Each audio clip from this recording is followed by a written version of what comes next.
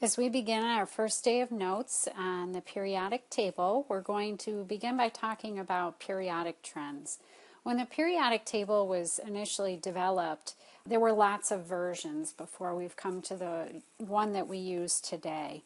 One of the things you need to realize, and we're not going to write this down right now, is that the groups, which are the columns, all have numbers 1, 2, 3, 4, and so on. The periods are the rows. There's the first period, second, third, and so on.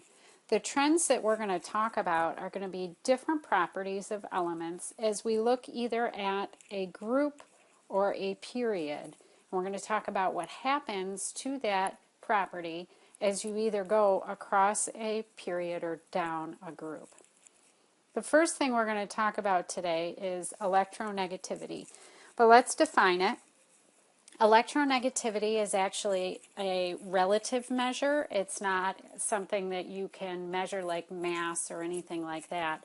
It's how badly an element wants an electron. So I'm going to say it's a measure, although it's technically not a measurement. You couldn't measure this.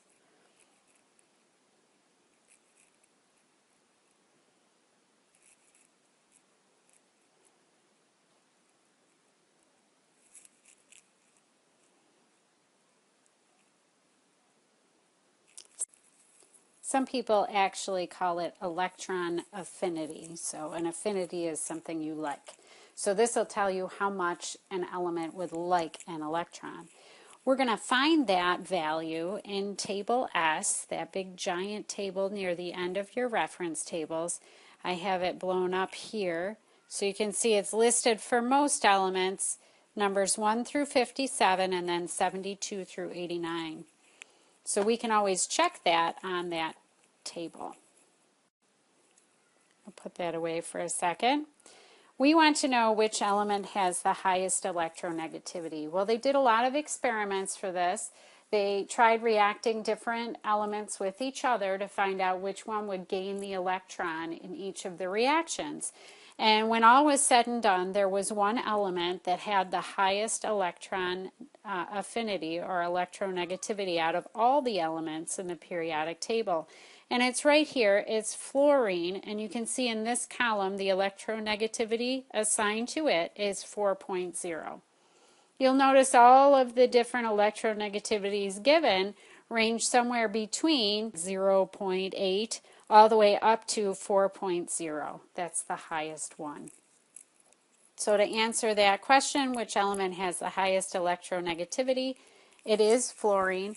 Fluorine is an F, and we're going to say why that's the case. The reason why is it has a very small radius.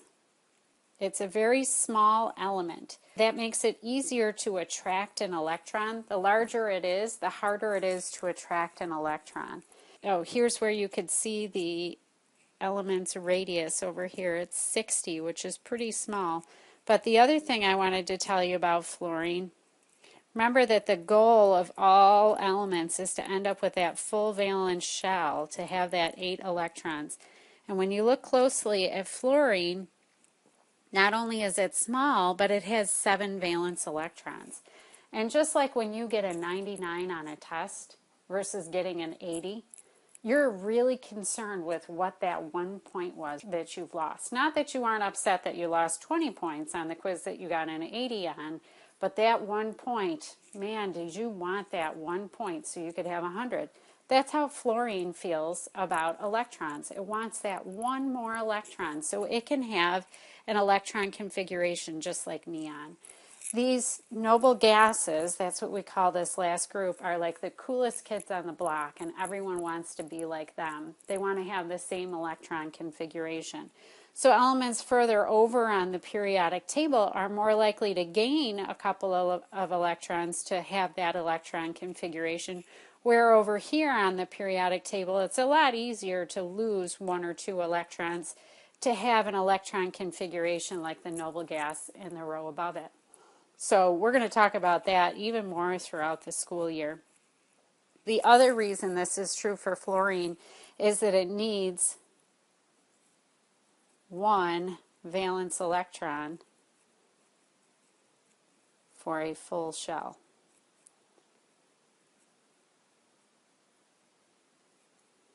So let's look at the trend in a group for electronegativity versus atomic number. Looking up numbers in a group is a little harder to do than looking up numbers in a period, because when you go down a group, the numbers skip. So if we were to pick, let's say, group 1 here, and I'm going to leave out hydrogen, you'll learn more about why later, but we go from element 3, 11, 19, 37. So I'm going to start with this table S, comparing the electronegativities. Here's element 3, it's 1.0. Element 11, 0.9. Element 19, 0.8. Element 37, I'm going to move it up to C37. Element 37 is down here, and it's also 0.8. So we may need to look at element 55 in order to truly answer this question. It is also 55, 0.8, and then 87 is 0.7. So generally the trend is for the electronegativity to go down as you go through a group. And that kind of makes sense, because we said the reason why fluorine is so high in its electronegativity is because it's very small. If you recall, as you go down a group, you're actually adding a principal energy level with each period you go down. So the electronegativity, as atomic number increases, the electronegativity seems to decrease. Now we're going to look it up for a period. A period's a little easier because the numbers are sequential. It doesn't matter which period you pick. I'm going to pick this period just because, well, I guess we could pick this one. It doesn't really matter. I don't know why I always pick period 3, but I do. So we're going to start with element number 11. Element number 11 has an electronegativity of 0.9. 12 is 1.3. 13, 1.6. 14, 1.9, 15, 2.2. Kind of don't have to keep going to see the trend there. We're seeing as we go across the period, as the atomic number increases, so does the electronegativity.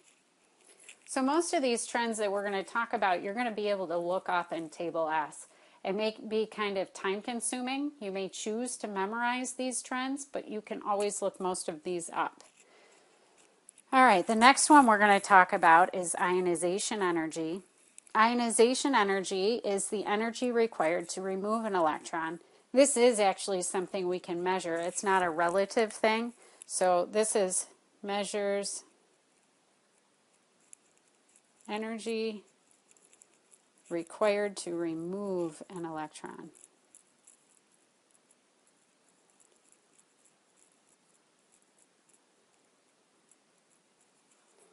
And for that, again, we're going to use Table S. It's actually in Table S. It's one of our columns.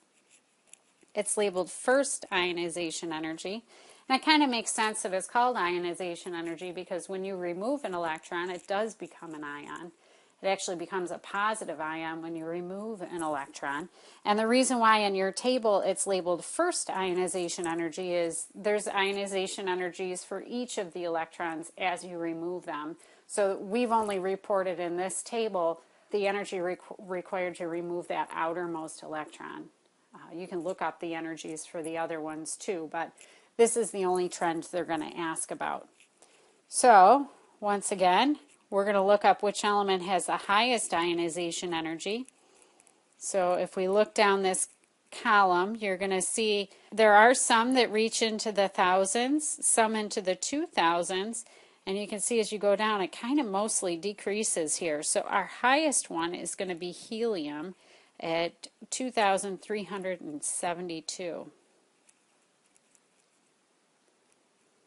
So why is it that helium has the highest ionization energy?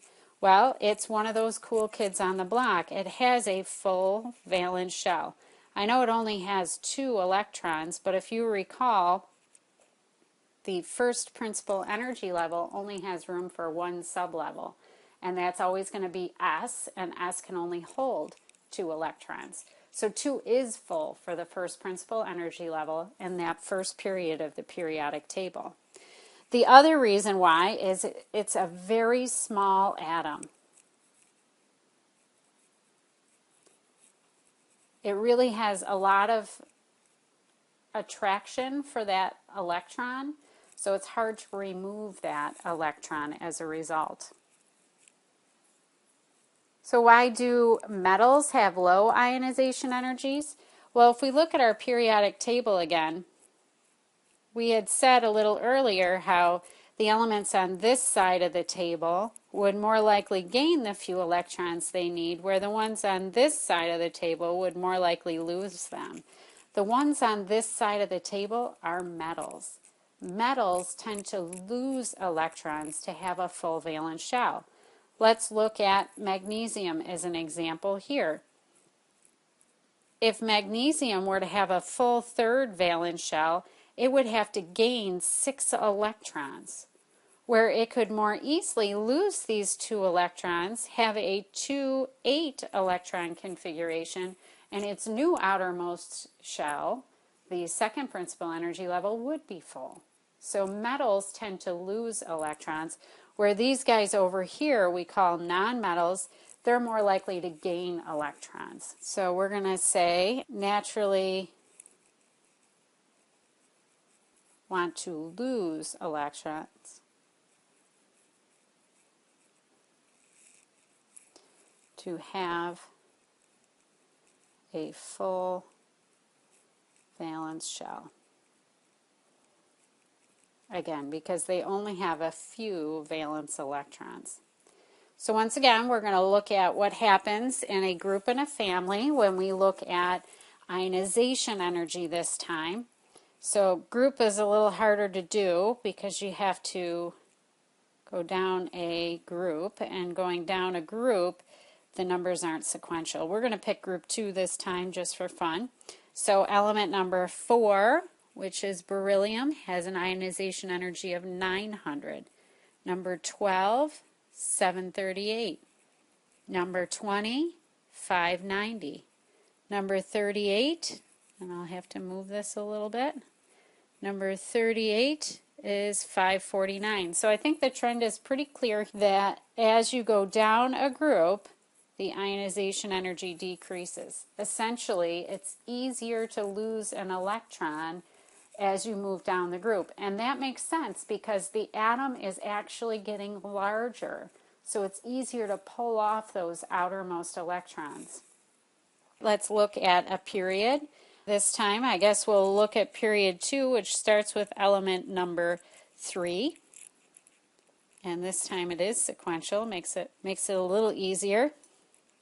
So element number 3, lithium, is 520, beryllium 900, boron 801, but then look at carbon at 1086.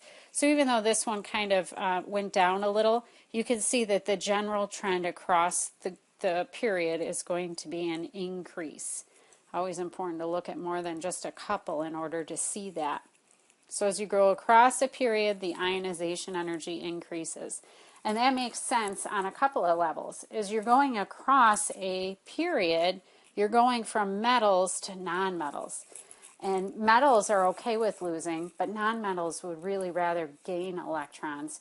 So it makes sense that it gets harder and harder to lose electrons since nonmetals would really rather gain. It also makes sense because they're actually getting smaller as you go across a period. And we'll talk about why in a couple of minutes, but as it gets smaller, it's going to be harder for it to lose electrons. Let's talk about the trend in valence electrons in a group and a period. For this one, I'm really only going to need the periodic table since that's where the valence electrons are expressed. It's the last number in the electron configuration. We go down a group. Let's take beryllium's group as an example. We have 2, 2, 2, 2, 2, 2. You could take almost any group and do that. These ones in the middle you may not see perfect trends in, so I'm going to kind of ignore them for now. 4, 4, 4, 4, 4, 3, 3, 3, and so on. So as you go down a group, the valence electrons stay the same.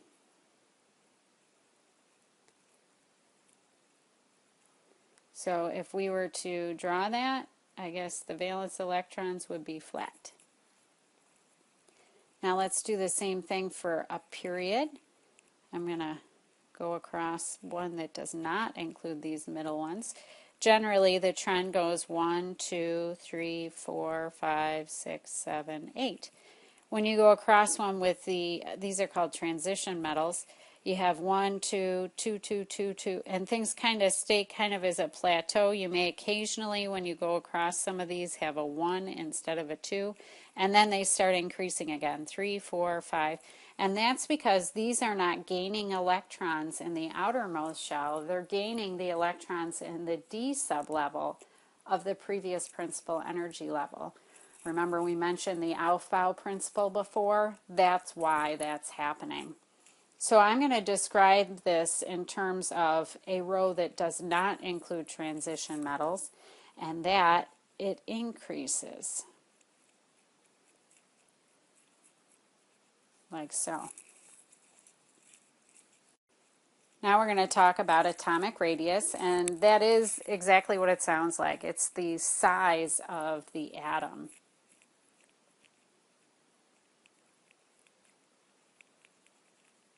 What's really nice about this one is that it's yet again another one you can look up.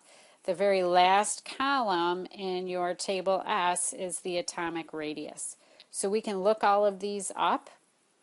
We're going to start with the group, which once again is a little harder than the period. So I'm going to pick one I can see. We're going to go down this one. So 7, the atomic radius is 71. 15, the atomic radius is 109. 33, the atomic radius is 120. So generally we can see a trend that they are increasing in size. And that really makes sense because as you're going down a period, you're adding another principal energy level or another ring around the nucleus.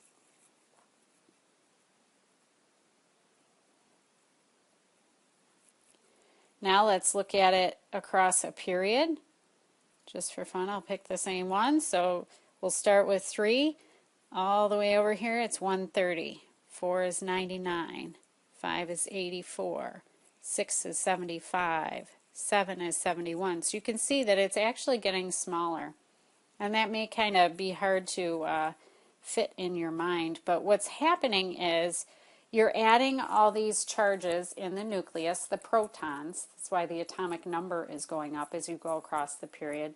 And you're also adding an equivalent number of electrons, but you're adding them to the same principal energy level, essentially within that same ring.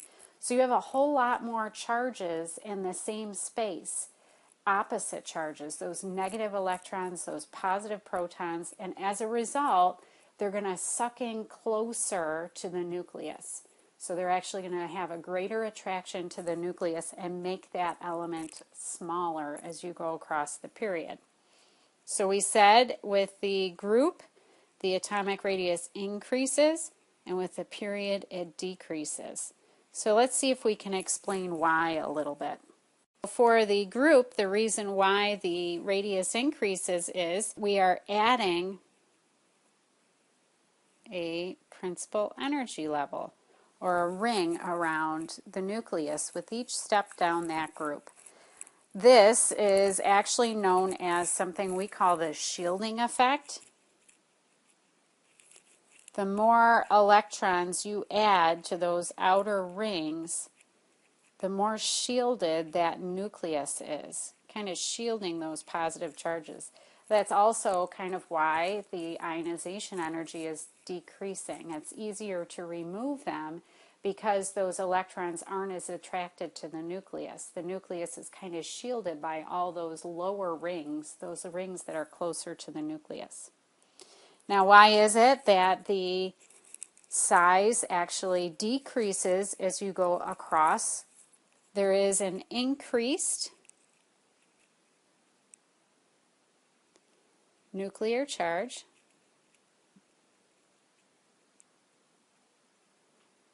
with no shielding effect. Well, no increased shielding effect. Because there aren't more lower rings, they're all within the same ring. So as you go across, you're not increasing the shielding effect at all. They are all still being added within that same ring. All right, this next one is not one you can really look up. But if you know what to look for, you'll be able to look this up. So metallic character, when you think of metals, you probably think of how they're shiny. We call that luster. Or maybe that they conduct, so conductivity. Those kind of typical metallic characteristics.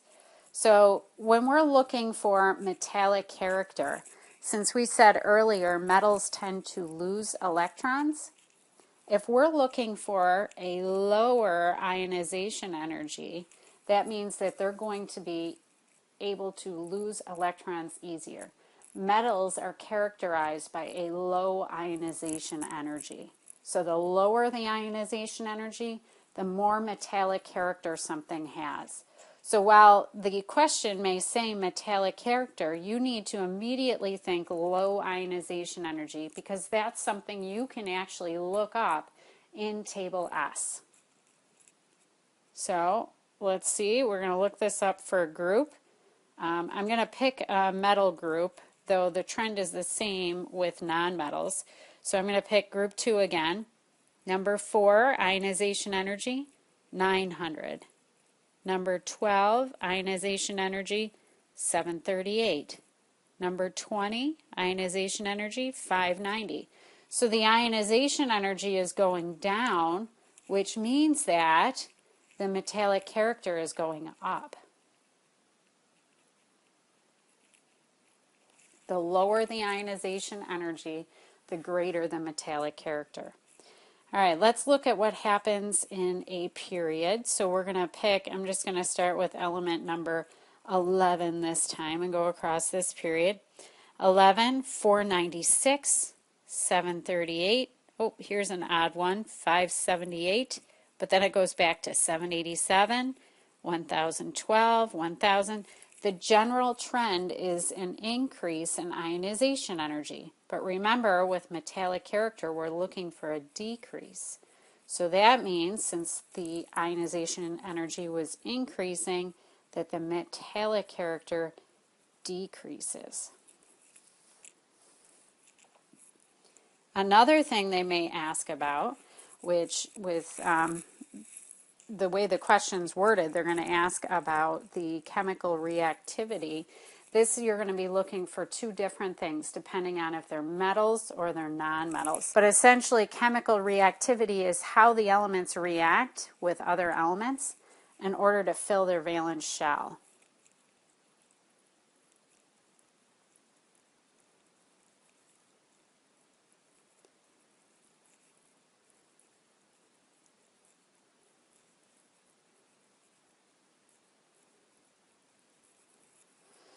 So when we're looking at metals, we said that we would look for low ionization energy. Since nonmetals want to gain electrons, and that measurement is electronegativity, we're going to look for an increase in electronegativity for the reactivity of nonmetals. This little thing here, an excellent thing to memorize and include whenever you're doing an assignment that asks about periodic trends, metals and nonmetals. All right, so let's look at the chemical reactivity within a group. So if we're talking about all metals, as you go down a group, the ionization energy actually decreases, which increases the metallic character. Metals, as you go down a group, doesn't matter which group you pick, will actually increase in their reactivity. But nonmetals are the complete opposite. Fluorine has the highest electronegativity, which we said characterizes nonmetals. As you go down a group, you're actually getting further away from fluorine. If you wanted to, you could look up all the ionization energies for all these metals, and you're going to find, by trends, it should be francium, but cesium actually has the lowest ionization energy. So this is our most reactive metal. This is our most reactive nonmetal. And as you approach them, you're actually going to have greater reactivity or greater character. So as we go across a period, the nonmetal characteristics are going to increase. As we go down a group, the metallic reactivity or metallic character will increase. So let's see how we can make that work in our trends. What happens to chemical reactivity in a group? Well, for metals, it increases, but for nonmetals, it actually decreases. Because as we go down a group, we're getting further from fluorine, and electronegativity is decreasing. For a period, our most reactive metals are in this first group. Our most reactive nonmetals are in this second to last group. And in between, we're going to kind of reach a plateau. So we have really high reactivity over here, really high reactivity over here, and kind of a dip down or plateau in the middle. So we're going to say it starts high, dips, and ends high, except for group 18. Group 18 are the noble gases. If you recall, group 18 has a full valence shell. They're not going to want to react at all. Noble gases are kind of aloof. They don't want to bond with anybody else. So most of these trends are things that you can look up. The two that we talked about that you kind of can't look up are metallic character and chemical reactivity. But if you memorize this little device here, this little cheat over here, that may help you to figure out the metallic character and the chemical reactivity.